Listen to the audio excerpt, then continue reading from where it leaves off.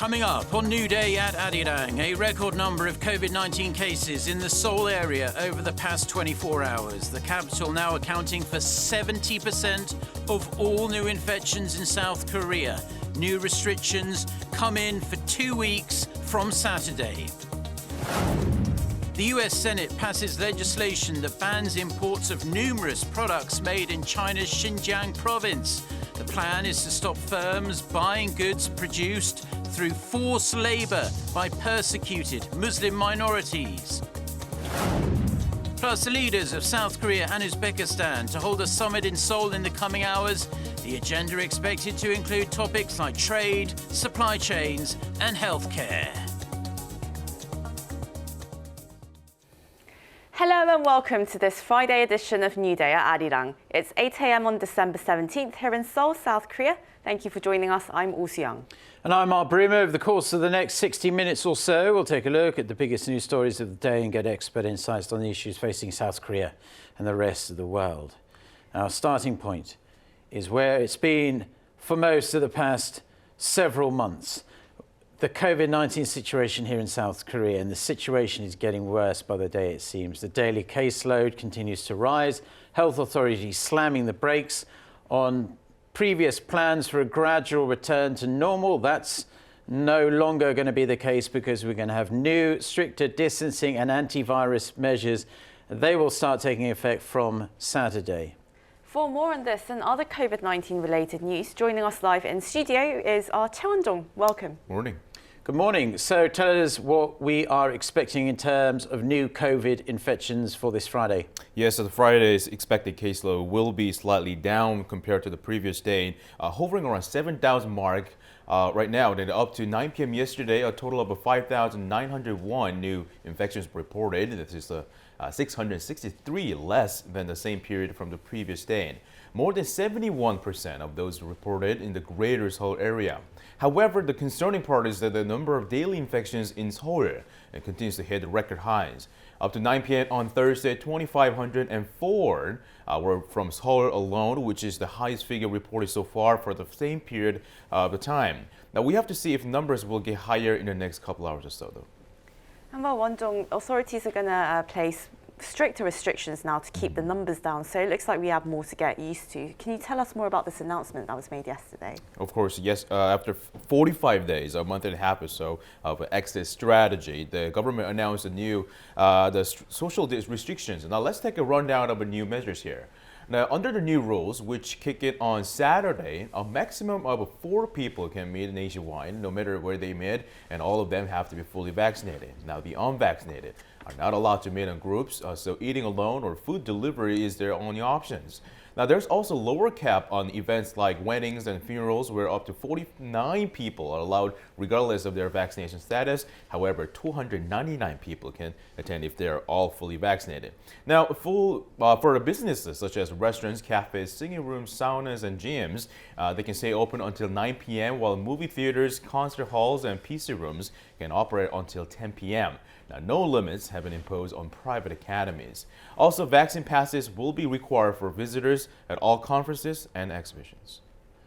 Right, so despite the high vaccination rate here in South Korea, there's no denying that the general trend shows that infections are on the rise. There's no denying that fact at this point.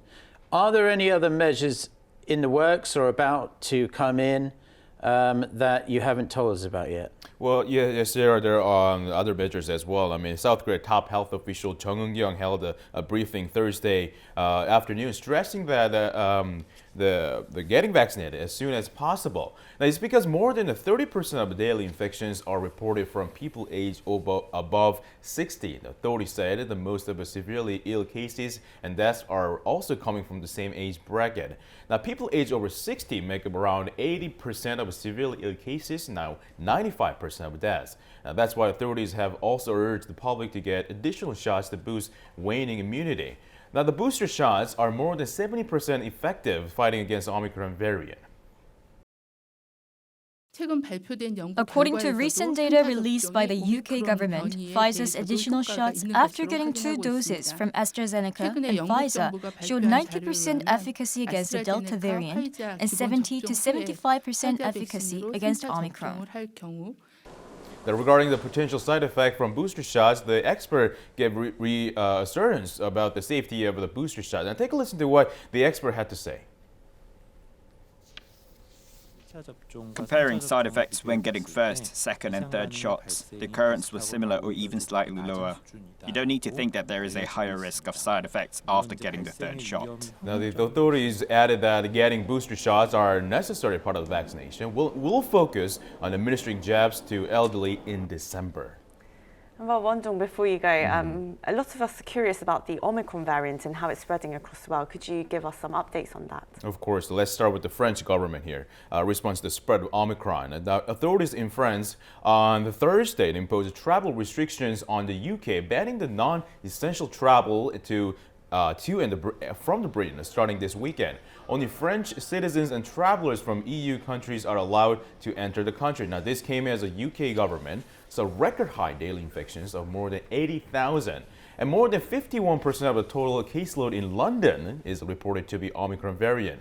The UK health authorities predict that one COVID patient with Omicron variant can spread the virus 3 to 5 people, which is more transmissible than the Delta. Now, meanwhile, over in the US, the daily average number of infections for the week surpassed more than 120,000. Which is a 40% jump from the 2 weeks ago. Now, top health official Anthony Fauci said, like in other countries, Omicron will be the dominant strain soon, urging the people to get booster shot as soon as possible. Well, Won-jung, a wonderful job as always. Thank you for your report. Of course. Yes, thank you for that. Now, medical staff here in South Korea and countries around the world, but in this case, we're talking about South Korea, say they're just burnt out after 2 full years of this pandemic now. Not only that, the country is running out of hospital beds for the most critically ill. And in addition, some experts say that new measures that take effect in less than 24 hours likely won't be enough to turn things around. Chang Tae-yeon reports. Seoul Medical Center has now treated a total of 20,000 COVID-19 patients since the pandemic first broke out. That is more than 10% of the total 190,000 confirmed cases reported in the city of Seoul. The medical center's director says that healthcare workers are seriously burnt out and that people should refrain from having year-end gatherings. He also urged people to get vaccinated to help ease the burden on medical staff. Meanwhile, KDCA Commissioner Chung Eun-kyung has warned that if the situation worsens, the country could see up to 10,000 daily cases this month and up to 20,000 early next year. And she added that up to 1,800 seriously ill cases could be recorded in December. Tougher virus curves will take effect starting this Saturday, but experts aren't convinced that they'll be effective enough. I think it'll be really hard when taking into account the R number or the rate in which the virus spreads. There were similar government measures in August when the R number was 0.99 and daily cases were below 2,000. And after 2 weeks, the number was still around 1,500 to 2,000. And now, daily cases are at around 7,000. With similar measures, the numbers will stay as they are. And as more people become tired of the measures, it's uncertain that they'll be that effective. Other experts added that the government should expand labor forces at community health centers to help with contact tracing to prevent further spread. The country recorded over 7,600 cases on Thursday, and 989 of them are considered as severely ill. With the current situation, and with more than 81% of the nation's ICU beds occupied, there are very few hospital beds left for the people who are in critical condition. Chang Tae-yeon, Arirang News. The United States has kept North Korea on its list of state sponsors of terrorism. In its latest country reports on terrorism 2020, the US State Department said Thursday that the regime has failed to take action to address historical support for acts of international terrorism. An official says this is why North Korea remains on the list, along with Iran and Syria, adding that the regime's behavior remains problematic.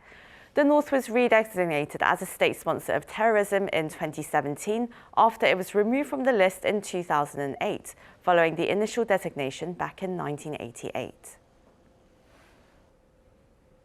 President Moon Jae-in on Friday will hold talks with Uzbek President Shavkat Mirziyoyev, who is currently on a state visit in South Korea.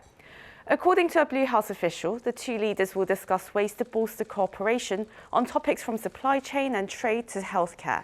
Amid ongoing global supply shortages, seeking ways to secure high-quality rare metals is expected to be high on the agenda. The talks are also likely to focus on sharing ideas in the healthcare sector. The meeting has been arranged at the invitation of President Moon Jae-in. It will mark the fourth summit between Moon and Mirziyoyev. The US is turning up the heat on China over its alleged systematic and widespread human rights abuses. It includes legislation that bans imports of numerous products made in China's Xinjiang province. Kim Hyo-sun with the details. Washington has imposed fresh sanctions on numerous Chinese entities, further ratcheting up pressure on Beijing.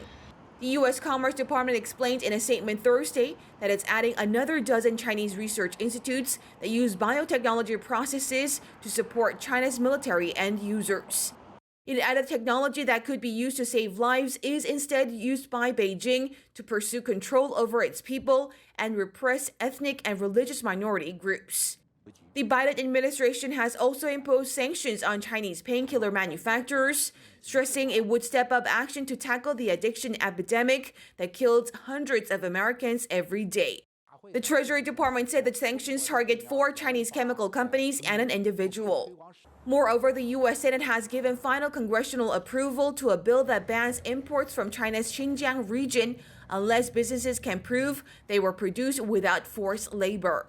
The U.S. measures are the latest in a series of intensified penalties on China's alleged human rights abuses in Xinjiang. Last week, the White House said the U.S. would stage a diplomatic boycott of the Beijing Winter Olympics, citing the country's, quote, egregious human rights abuses and atrocities in Xinjiang. Kim Hyo-sun, Arirang News.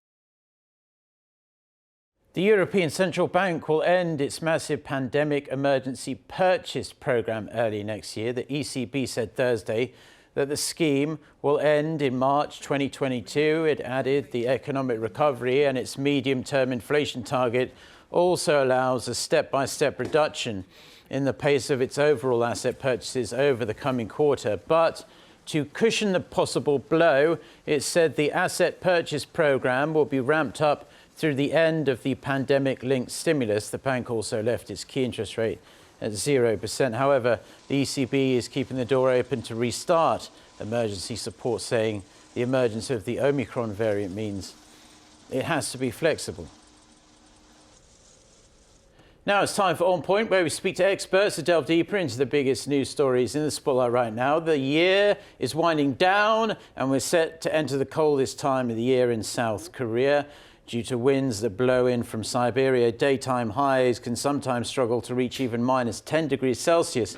And at night, it can get even worse, can't it? The mercury known to plunge to minus 20 or more, perhaps, when you add in the wind chill factor. Since we're still deeply in the midst of this COVID-19 pandemic, many people, especially the elderly, are concerned about how they can best protect their health over the winter season. Well, this year we have the Delta and Omicron variants of COVID as well as the regular flu to keep in mind. But, well, what are some of the best ways that we can protect ourselves and our families as we enter the double whammy of a brutally cold midwinter and the COVID-19 surge? For this, the more we connect to Professor Yu Byung-wook from the International Healthcare Center at Suncheon University Seoul Hospital. Welcome, Doctor. Lovely to have you with us. And well, first of all, what are some of the most common ailments that people suffer from over the winter, and how would you suggest that we protect ourselves as easily and as effectively as possible? Well, in general, before COVID era, the condition is with the flu, influenza. Influenza first target, we have to protect it. Yes, there are very options, but usually we do the vaccination. The secondly is coldness itself. Whenever our body temperatures go down, our immunity is black down, easy to expose to the pneumonia, any other upper respiratory infection like the common cold. So how we can protect some of the disease in the winter season? First, we can have the flu vaccination and protect yourself well against the cold illnesses. So wear the gloves and the mufflers and keep your warm, your body will be the better. And drink a couple of warm tea to hydrate it. And also icing and the icing ground, the people can fall down to help the broken. So this is a common the disease that can happen in the winter season before COVID era. Yeah, and a lot of people are labeling this season, in particular, the winter twindemic, with health professionals fearing there's going to be this massive influx of patients with either the flu or COVID-19. Can you tell us which particular age and high-risk groups are especially susceptible to falling ill to these viruses over the winter? And I was also wondering if you could answer this as well. Is it possible to have both the flu and COVID-19 at the same time? Well, absolutely. I can answer first of the co-infected from the COVID virus in influenza virus together. Whenever whose immunity is very low, can be exposed to any virus. So whenever you expose the virus, you have opportunity to get the virus to invade your human being cell. So this time we are worried about the twindemic, but fortunately many people are following the influenza vaccination. But at the same time, we wear masks in our lives. That's why there are less chance of the transmitting influenza virus than before. But anyway, twindemic condition can be happen for the more than 60 years aged people and critically ill person who has a chronic lung disease like a COPD and asthmatic condition, previously who had infect like the tuberculosis, which means for vulnerable about the respiratory systems disease, at the same time person with a diabetes and a heart disease, circulatory disease who are generally ill person and less than 6 years old and more than 75 years old can be targeted with influenza. Probably we done already for these people having the COVID-19 vaccination, but the younger people we're still waiting for that opportunity to have the COVID vaccine. And Professor, now over 80% of adults in South Korea are fully vaccinated against COVID-19 after having 2, and in some cases 3 shots of the vaccine. And well, in that position, it might be easy to assume that you're fully protected. But then, would you still recommend getting the flu jab to these kind of people? Well, absolutely. Today is probably the most coldest day of this year. Usually, coldness is coming. Flu influenza vaccine is coming together from the Siberia and probably already goes around in Korean Peninsula. So actually, I got the influenza vaccination late of September because I'm a medical professional should serve the patient. My parents as well, I recommend having shot middle of October. I did the 3rd shot last Monday. My parents had the 3rd shot for COVID yesterday. Why we have to protect it all? Because still the one way to protect against influenza as well to COVID-19, vaccination is the first line we have to do. And then we do our best to protect our health from the virus. But anyway, some people ask me, so doc, even I'm young, I need a flu vaccination? Yes, you must. Why? Because you will be fine with the influenza, but you can be a host, can transmit your lovely family, your lovely children, and your parents can be the fatal. So I hopefully the people got it influenza vaccination, which is very safe, more than 40 years experience. If you have an influenza vaccination, you agree to the shield and protect to not only yourself, you will help to your family and your colleagues and your communities. Yeah, most of my family this season have gotten the flu shot. There's less trepidation about the flu vaccine than there are about these new COVID-19 vaccines, of course, and having the flu myself a couple of times, I know how miserable that can make you. Before we let you go, Professor, from this weekend then, we've been reporting on it, the South Korean government is bringing back these stringent COVID related social distancing guidelines and restrictions on business operating hours because of this surge in cases. In your opinion, do you think these measures actually help stem the spread, especially as we hear that this Omicron variant may very well be much more transmissible than Delta?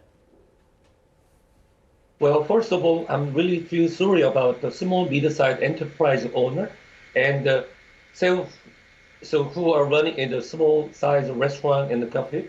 Probably the hit and the downs their business. I'm really sorry about it. But now, even we have more than 80%, nearly 90% vaccinated, but Delta variant is carrying us, and Omicron probably will be the dominant variant soon. So there are the way of the measure to having time for us, especially for the medical profession and health authority, to measure of the death rate. And now hospital is really full to see the ICU and with the patient with the COVID-19. We need the time to handle this moment.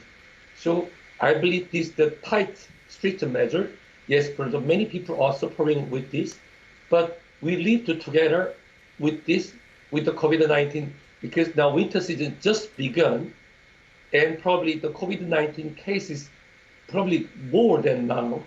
So I'm really sorry about some people get the big damage with this, but so there are no way to make an inevitable decision to go to the little more tight restriction, probably help to spread the COVID-19, but probably it will not to hold it 100%, but anyway, we have the time to managing of this crisis, especially in the hospital. We appreciate your insights today, Professor. Thank you so much for joining us. Thank you for having me.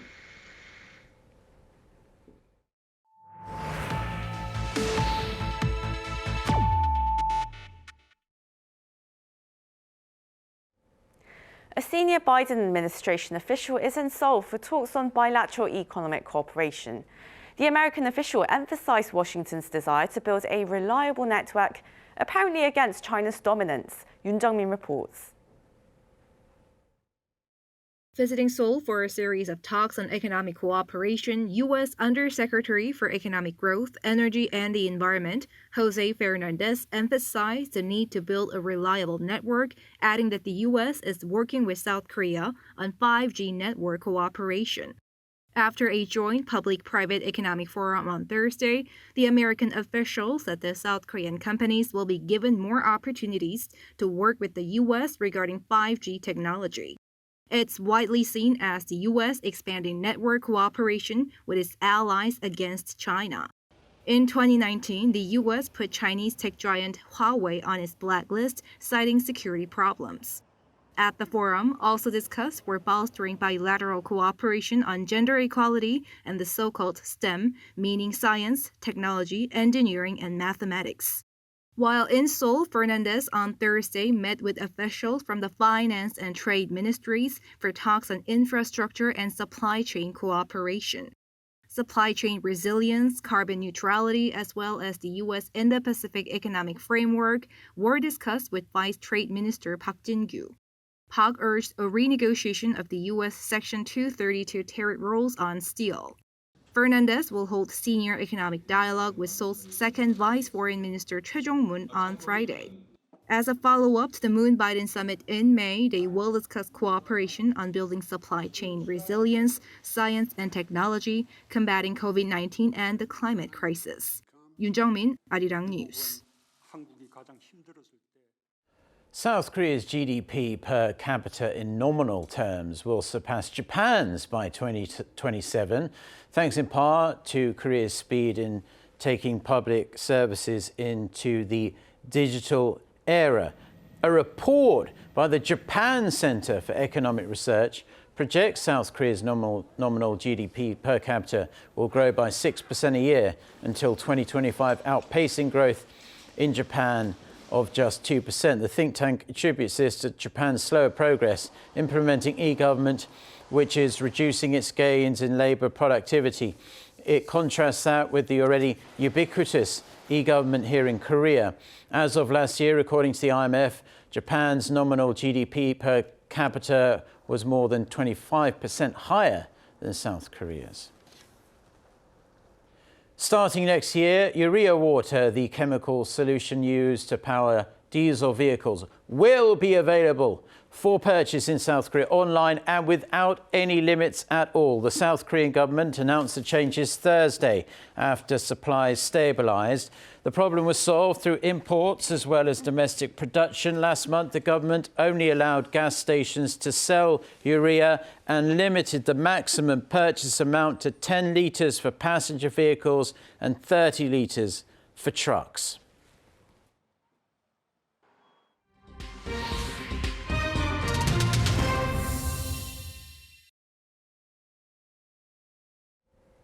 It's now time for Global Insight, where we speak to experts from around the world on issues making headlines. Now, blood is quite literally the elixir of life.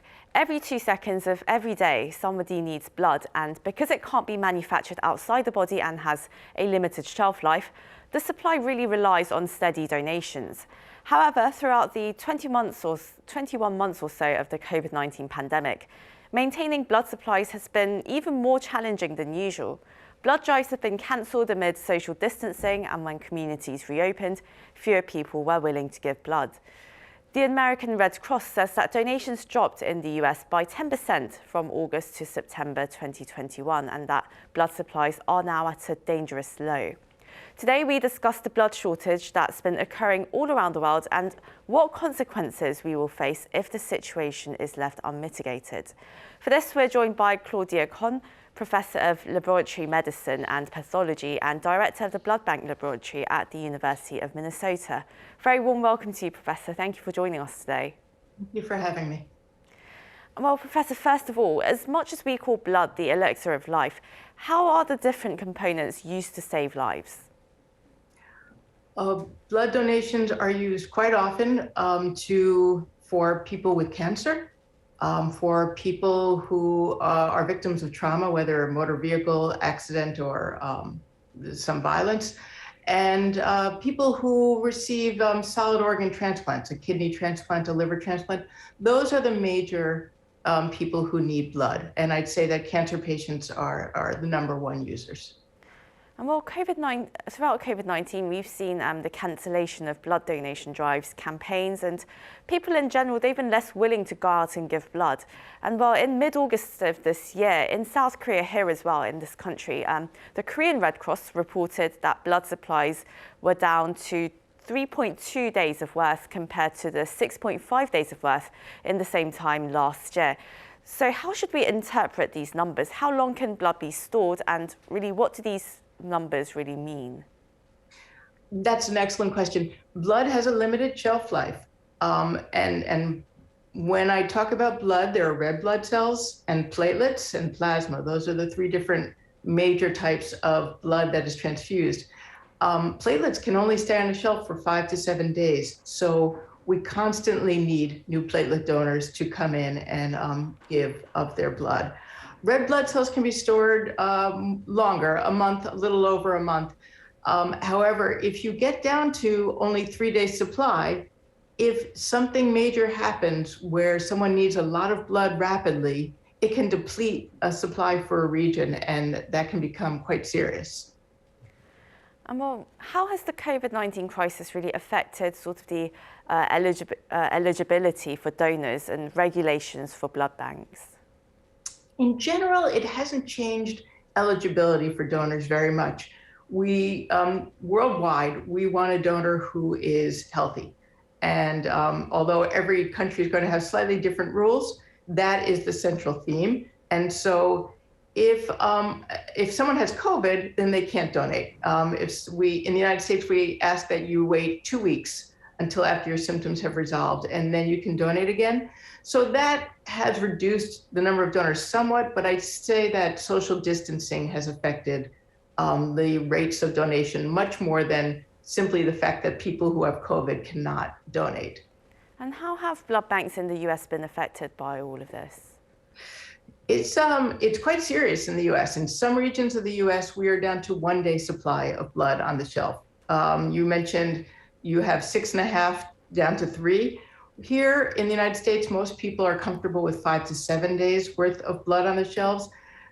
We started thinking that we were in a shortage when we were at 3 days worth of blood, but as I said, some places are down to 1 day of blood. Social distancing has reduced the number of people who want to donate. And as you mentioned at the very beginning of this broadcast, there are mobile blood drives, and those are largely canceled. And that continues to be the case because that requires people to gather in large groups, either at a workplace or at a school, and people are reluctant to do so. So there still are good blood donations, blood collections at fixed sites where, like a Red Cross, where people come and donate in days at a hospital. But because the mobile drives are largely canceled, we are seeing a significant reduction in donations. And this is quite worrying because I hear that the winter months are a particularly difficult time to secure blood supplies. And why is this so? Absolutely. People don't want to go out when it's cold. It really comes down to that. And if there are holidays, people tend to want to stay home with their families. And so that is another time when you don't see as many blood donations made. So the winter months are always a low time. We're entering a holiday season in the United States, and we're quite worried about the level of blood donations. We're also, we have chronic staffing shortages in the United States at the moment. And that also is affecting the ability to collect blood because blood centers have fewer employees to actually do the work of collecting the blood. So you're going to be having fewer donors and fewer people to collect the blood. We're in a bad place as we enter the winter months. And really, where does this leave patients, people who really need these blood supplies? So far, we are hearing stories scattered throughout the United States of patients who cannot get the care that they need. In many cases, this is simply non-essential surgeries that are being delayed because people can delay those. But I think that there are going to be cases where patients simply cannot get the number of units of blood that they need because there is a shortage. So it can be quite serious when patient care is affected. And well, some people are wondering whether it's okay for them to give blood if they've contracted COVID. Is that okay? I mean, what are some common questions or misconceptions that people have about giving blood during this pandemic? I'm awfully glad you asked that. You cannot spread COVID through a blood donation, through a transfusion. That has been shown over and over again. That is certain. So any fear of contracting COVID or of spreading COVID through a blood donation is an unfounded fear. You need to maintain social distancing and wear a mask so that you don't spread COVID through the respiratory route, but through the blood itself, it is absolutely safe. And well, adding to the problem of blood shortages, hospitals, they've had to make quite a lot of adjustments over the last 2 years to accommodate COVID patients. And well, how has that impacted patients that need transfusion? And how about the ripple effect of surgeries being postponed as well? We have seen a ripple effect. Non-essential surgeries were canceled and in the United States. And for a while, that was a good thing because we had so many hospital beds filled with COVID patients. Then when COVID began to wane for a short time, the first wave in the summer of 2020, we had a lot of patients returning to the hospital in great numbers to make up for the time that they took off early in COVID. And the demand for blood went up. However, the supply of blood did not go up. So that was when the chronic shortage began. Now we had the Delta wave, now we're in the Omicron wave. And so we are seeing an overall ripple effect that continues to occur as patients delay care because we're at the height of COVID. And then the one wave goes down, patients return to the hospital in force, but again, no one is donating or people are not donating at the same rate. So we're not seeing that we can take care of all of these patients. It's quite a serious situation for some hospitals. And well, I imagine it's affecting lab work as well as blood donations are also used for research. How has that affected research in the United States? I don't think it has affected research very much. I think the amount of blood that is needed for research is usually small, and researchers in general can get it sometimes simply through their own labs where they ask their people to volunteer. So I don't think that has been affected significantly. And well, in terms of collecting the donations, what kind of measures had to be put in place because of the COVID-19 pandemic? Well, social distancing is the most important factor that is put in place. To bring in new donors, we need to encourage younger people to come in and donate, and that's going to be an important factor. The best donors in the United States are the older generation, those who were born in the 1970s. After that, people are less interested in donating, it seems, but we have to find ways to convince younger people to come in and give of themselves, to be altruistic and volunteer to give their blood so that we can continue to have an all-volunteer donor base in many areas. And well, are there any, well, even before the pandemic began, the blood banking industry has been seeing years of decline in supply. And while many blood banks, some here in South Korea, they've been giving out movie tickets, offering incentives to get people to come in and donate blood.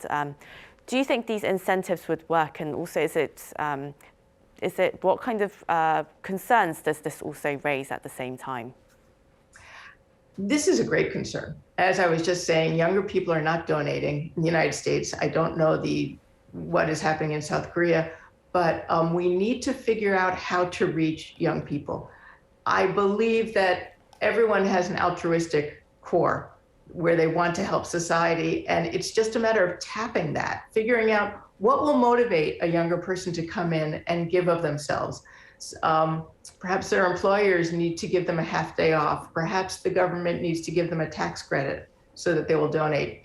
There are places that are exploring paying donors to come in and donate.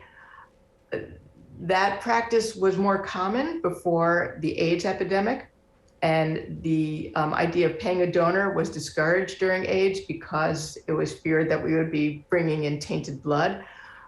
There are ways of making sure that the HIV virus and hepatitis C and other viruses are killed in platelets. So that would be safe to pay donors. However, that's not true for red blood cells. And so that is still a concern that we would need to make sure that the blood is absolutely safe, that you wouldn't be able to transmit a virus. So that is why there's some places that still do not want to pay donors. They're worried that that will increase the risk of a viral disease being disseminated. So I think we need to just get through to younger people and convince them that this should be part of their lives. Every 3 or 4 months, go and donate. It's needed, and it saves a life. It's a great thing to do. And well, out of the 8 blood types, I hear that the type O is in a critical shortage. Why is this the case? Group O is the universal blood type. So if you've been in a car crash and rushed to the hospital and we haven't had time to test you, we can give you Group O blood and know that it's safe, that it's compatible. And so Group O, therefore, is used quite a bit. It's used more than the number of people who are Group O who come in and donate. And so having a shortage, it's natural, therefore, that we have a shortage of Group O, and it becomes more important for anyone who needs blood in an emergency, because we need to get you those units as quickly as possible, and those are going to be Group O units. So if you are Group O, you need to come in and donate. You're needed more than anyone else. And well, because it is flu season, people might feel a bit worried that, they might give someone the virus, or that there might be some health and safety concerns as they give blood. Well, what would you advise them then? And in what ways can we be more mindful of our bodies and our conditions before we go out to donate blood? You shouldn't donate blood if you're not feeling well. You need to be healthy for yourself, for the safety of the blood supply. So if you suspect that you have the flu, if you suspect that you have COVID, or if you're just not feeling well, don't try to donate. That's going too far. And also that works for everyone else who's at the blood center who is donating, because if someone who is not feeling well comes in, there's a chance that they're going to spread whatever disease they have. So if you're not feeling well, stay home, get better, and then go in and donate, please. Before we let you go, Professor, what kind of efforts would you like to see sort of internationally in order to really get this message out and encourage people to donate blood? Well, there is a large effort to just bring people out. And so I would say, if it's true that worldwide younger people are not donating, then we need to make a message where young people donate across the world. There are some countries where blood donation happens far less frequently than others due to societal beliefs, cultural beliefs. We need to change that for the sake of the patients who need blood. Earlier in the program, you asked who needed blood. I neglected to say that women who are having babies, they can bleed a lot and they will need blood. And that happens more often in some countries where there's less blood available. And so these women who are having babies who start to bleed are at great risk. So we need to really encourage worldwide the idea that donating blood is absolutely safe and that it saves a life, and so therefore you're contributing to the greater good. That was Claudia Escon, Professor of Laboratory Medicine and Pathology and Director of the Blood Bank Laboratory at the University of Minnesota. Thank you so much for your time today. Thank you for having me.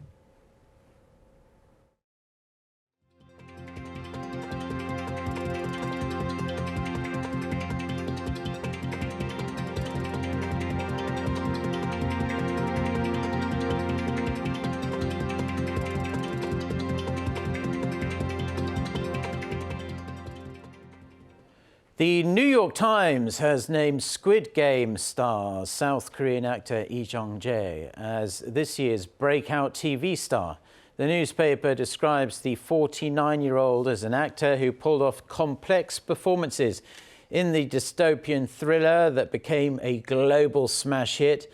Despite being a breakout star in America, the New York Times notes how Lee has starred in several hit Korean films during his long career. The article also named Kim Eun-son as the breakout star of 2021 in classical music, noting she became the first female music director of a major opera company. Now, rugby is not a sport many Koreans are familiar with, but slowly it is gaining somewhat of a foothold here. The national Sevens team recently defeated rivals Japan to advance to next year's World Cup. Our Han Song-yu went to meet with some of the squad's key figures and files this report. They're not the biggest. They aren't the strongest or fastest either. That isn't stopping the South Korean Rugby Sevens team though, because another milestone's been reached just months after making their Olympic debut. The national team's heading to the World Cup for the first time in 17 years. We are aiming to win at least one game in the upcoming World Cup, and after that, gold at the Hangzhou Asian Games. Back in November, Korea beat rival Japan in a major upset during the semifinals of the Asia Rugby Sevens Series, before finishing runners-up to Hong Kong, making them one of 2 Asian countries set to compete in South Africa come September. And what an upset. Great victory for South Korea, well deserved. What a joy it was to score the winning try in the historic moment. That it broke the tie made it feel twice as good. I think the concept of losing to Japan in the Olympics and now having the opportunity to get one back on them, and also create an opportunity where Japan doesn't go to the Rugby World Cup Sevens for the first time ever. I think that was sort of made the players dig a little bit deeper. The national squad's recent strides come as the Korea Rugby Union pushes to take the sport to new heights, recruiting coaching staff from abroad, adopting new training practices, and more. We've changed the player selection process. Before, the union mainly assembled national squads with previous picks. But now, players have to take part in transparent qualifiers, where their skills can be carefully reviewed. Head coach Charles Lowe believes the changes are all part of a bigger picture, taking the sport mainstream in the country and developing infrastructure so that Korean rugby can grow from the grassroots level all the way to the top. But what's important is that we create pathways for players at younger levels, so we develop systems so that they know that if they work really, really hard, they can make the national team and end up going to, let's say, the Olympics or the Rugby World Cup. 한성우, Arirang News.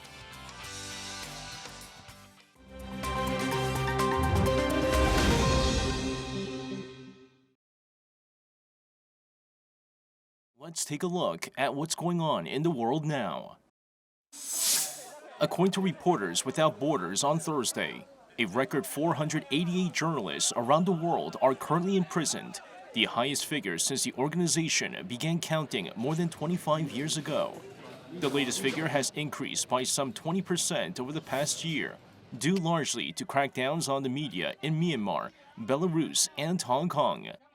The RSF also noted that it has never seen so many female journalists detained, with 60 currently imprisoned. Among the countries that have detained the most number of journalists, China tops the list with 127, largely due to the national security law it imposed on Hong Kong. Myanmar was second with 53, followed by Vietnam, Belarus, and Saudi Arabia.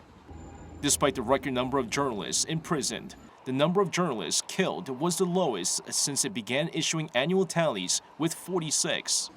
However, 65% of those killed were through assassinations, with Mexico and Afghanistan being the most dangerous countries, with 7 and 6 journalist deaths respectively.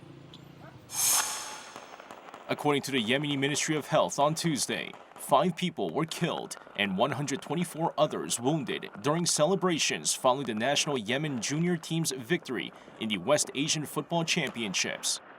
These celebrations turned deadly as people took to the streets to celebrate with fireworks and gunfire. According to local and international estimates, weapons are widespread in Yemen, where it's estimated that 60 million weapons are in existence in a population of just 30 million.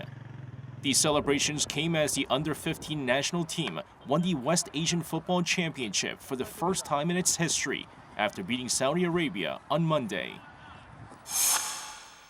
Scooters are an excellent transportation option for short distances, and they can easily be parked on the streets. But how about an inflatable electric scooter you can fit into your backpack when you're not using it? It's now possible thanks to researchers at Tokyo University after developing Poimo, an inflatable electric scooter that can fit easily into a medium-sized backpack in its deflated form. Poimo, which stands for Portable Inflatable Mobility, takes just 2 minutes to inflate. With a single battery charge, the 10-kilogram scooter can go for 90 minutes at about 15 kilometers per hour, making it convenient for short-distance trips. Lee Jung-jae, Arirang News.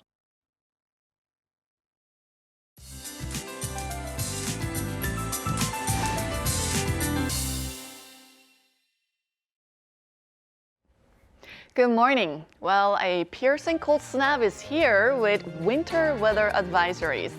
A cold wave advisory is in place here in the capital, and strong winds are making things colder, so do wrap up nicely today.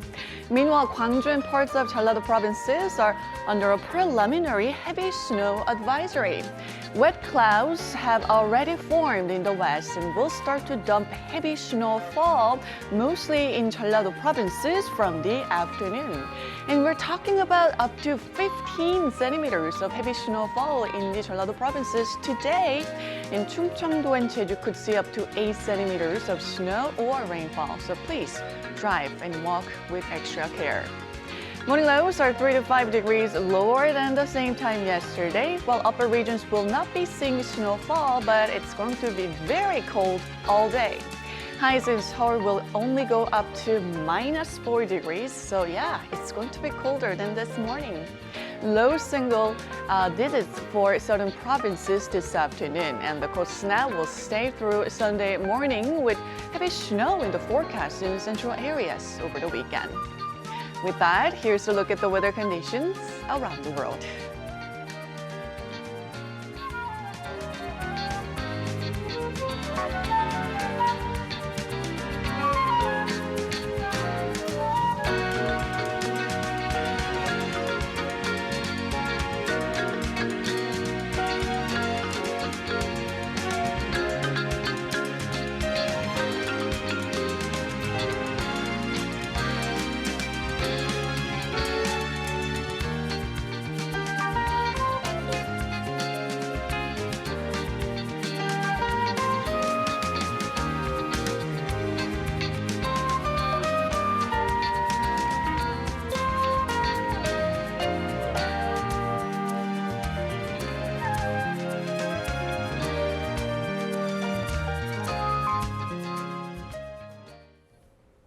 That's all the time we have for this Friday edition of New Day at Arirang. We'll see you at the same time on Monday. I'm Oh Se-young. And I'm Mark Bream. Thank you very much for watching. I'll be back with more news at 10 a.m. Korea time. But if we don't see you, have a wonderful weekend. Until next week. Goodbye.